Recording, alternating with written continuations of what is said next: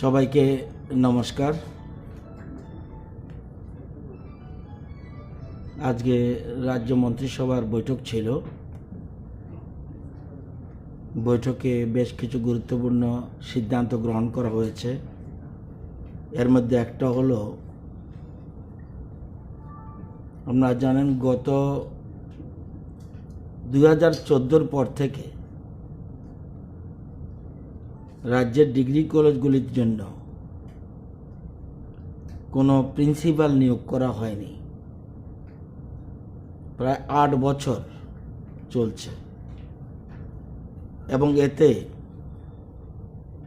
উচ্চশিক্ষার পঠন পাঠনের ক্ষেত্রে কিছুটা হলেও ত্রুটি রয়েছে। বর্তমানে রাজ্যে 22টা ডিগ্রি কলেজ রয়েছে। 2টো কলেজে মাত্র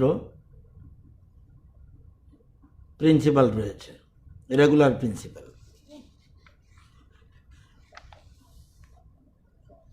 আমরা আজকে মন্ত্রিসভা নতুন রিক্রুটমেন্ট নিউ রিক্রুটমেন্ট রুলস আজকে অ্যামেন্ড করেছি। গত আগে যেটা ছিল রুলস, সেটাকে অ্যামেন্ড করেছি এবং নতুন ইউজিসির গাইডলাইন নতুন ধরনের আছে। এতদিন পর্যন্ত ছিল কেউ একজন প্রিন্সিপাল হলে সে যতদিন না রিটায়ারমেন্ট না হয় ততদিন পর্যন্ত সে প্রিন্সিপাল থাকবে। এখন ইউজিসির নতুন গাইডলাইন অনুসারে কাউকে প্রিন্সিপাল করতে হলে 5 বছরের জন্য মাত্র রিক্রুটমেন্ট হবে প্রিন্সিপাল। যদি তার পারফরম্যান্সে ভালো দেখা যায় তাহলে পরবর্তী 5 বছর দেওয়া যেতে পারে, নতুবা এই 5 বছরের জন্যই নতুন রিক্রুটমেন্ট পলিসি। আপনারা জানেন যে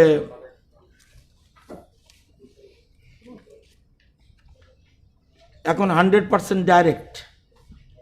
আগে ছিল পুরনো আরআরএ ইউজিসির গাইডলাইনে ছিল অর্ধেক প্রমোশনের ভিত্তিতে প্রিন্সিপাল হবে আর অর্ধেক ডাইরেক্ট হবে থ্রু টিপিএসসি।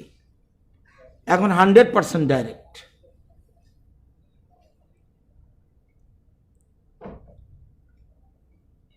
এবং সাধারণত অ্যাসোসিয়েট অথবা অ্যাসিস্ট্যান্ট প্রফেসরের হিসাবে যারা 15 বছর কাজের অভিজ্ঞতা থাকবে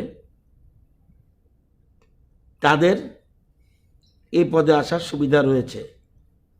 আজকে মন্ত্রিসভা এটা অ্যাপ্রুভাল দিয়ে দিল এই 20 জন নিয়োগ করার জন্য। এদের পিএইচডি ডিগ্রি থাকতে হবে, কোনো পাবলিকেশন রয়েছে কিনা, কোনো রিসার্চ করেছে কিনা, সেমিনার কন্ডাক্ট করেছে কিনা, এই সবগুলি বিষয় থাকবে এবং টিপিএসসির মাধ্যমে আমরা এই লোক নিয়োগ করব। এবং প্রথম যিনি প্রিন্সিপাল হবেন উনি প্রথমেই বেতন পাবেন 1,44,200 টাকা প্লাস অল অ্যালাউন্সেস। তো আজকে রাজ্য মন্ত্রিসভা এ ব্যাপারে সম্মতি দিয়েছে। সাথে সাথে এটা যেটা বললাম এটা ইউজিসির গাইডলাইন অনুযায়ী। আবার আমাদের 5টা ডিপ্লোমা লেভেল টেকনিক্যাল ইনস্টিটিউশন রয়েছে, মোট 6টা। এর মধ্যে একটা রয়েছে টিআইটির সাথে যুক্ত, ওইটা ওই প্রিন্সিপাল দিয়ে চলছে। আর 5টার মধ্যে একটাতে মাত্র প্রিন্সিপাল রয়েছে। সেখানেও এআইসিটি নিয়ম অনুযায়ী সেম পদ্ধতিতে আমরা প্রিন্সিপাল নিয়োগ করার জন্য মন্ত্রিসভা এটাও এই 5টা পোস্ট ফিল আপ করার জন্য মন্ত্রিসভা আজকে সিদ্ধান্ত গ্রহণ করেছে।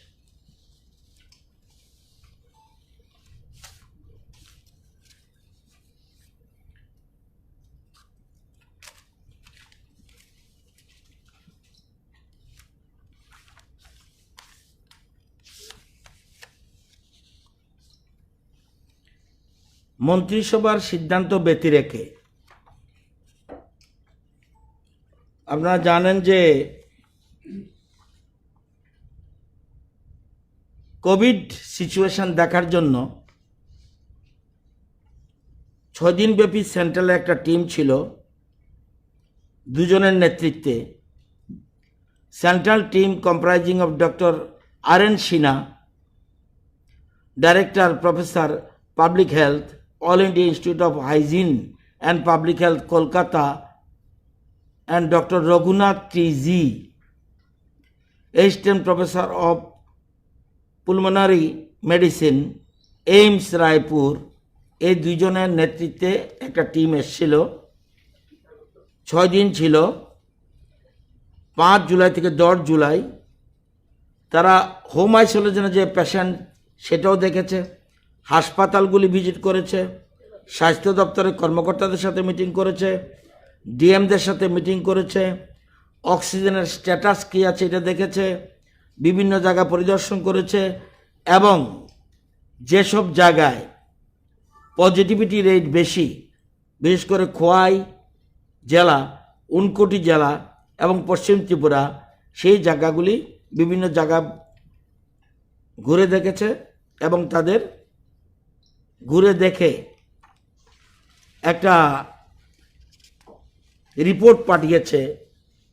সেই রিপোর্টে ওরা বলেছে good practices, testing capacity in terms of RAT and RT-PCR is adequate, testing volume is good, special initiative for testing, mass testing in rural area where clustering of cases seen, testing in government, private offices, railway station, hospital, OPD, health camp, etc. Ward-wise testing municipality area, case positivity still lower than previous week, যেমন সেপ্টেম্বরে আমাদের খুব পিকে উঠেছিল।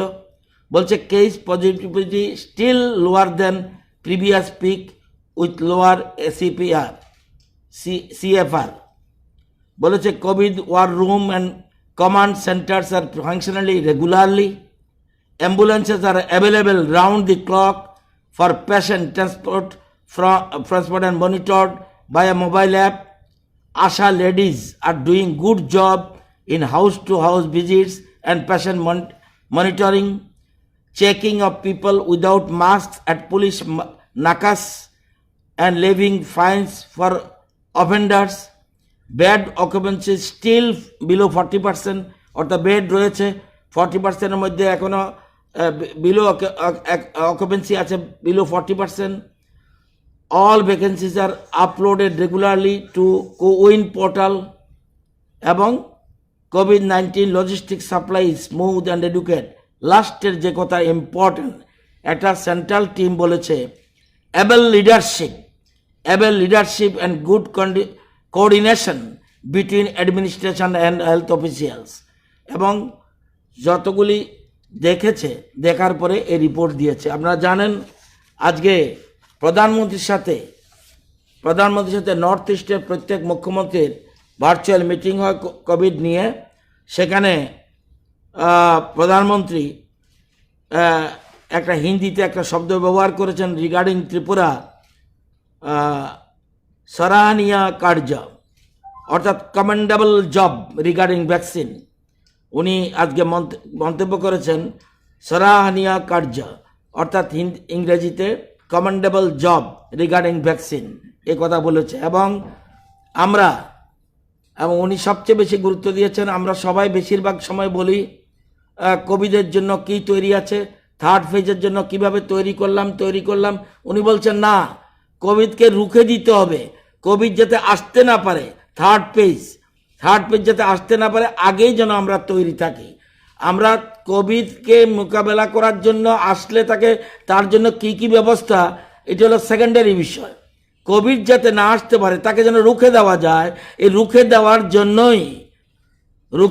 জন্যই আমাদের কাজ করতে হবে। এবং বিশেষ করে আমরা ভ্যাকসিনে যেহেতু আমাদের খুব সাকসেসফুল রেট আমাদের রাজ্য সারা ভারতের মধ্যে, এবং আমাদের মুখ্যমন্ত্রী যখন কথা বলেছেন এবং পরিষ্কার বলেছেন আমাদেরকে আরও যেন 6 লক্ষের মতো ভ্যাকসিন দেওয়া হয়, তাহলে আমরা সারা দেশের মধ্যে সবার আগেই আমরা সাকসেসফুল হব। আপনারা জানেন যে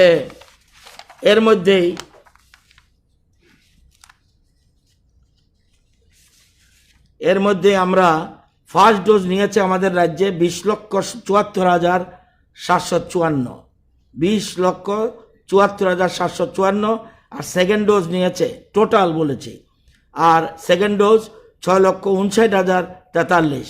এটা একটা রিমার্কেবল স্টেপ আমি মনে করি। এবং এখনও আমাদের স্টকে রয়েছে 1,90,190, এবং পাইপলাইনে রয়েছে 72,000 ভ্যাকসিন।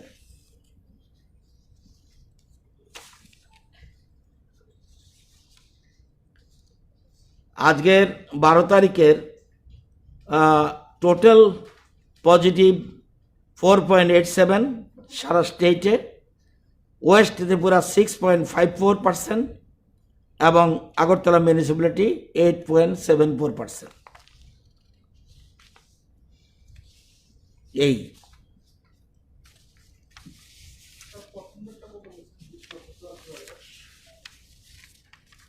20 লক্ষ আমরা এখন পর্যন্ত ডোজ পেয়েছি 27,33,797, 27,33,797। ফার্স্ট ডোজ দিয়েছি 20,74,754, সেকেন্ড ডোজ 6,59,043।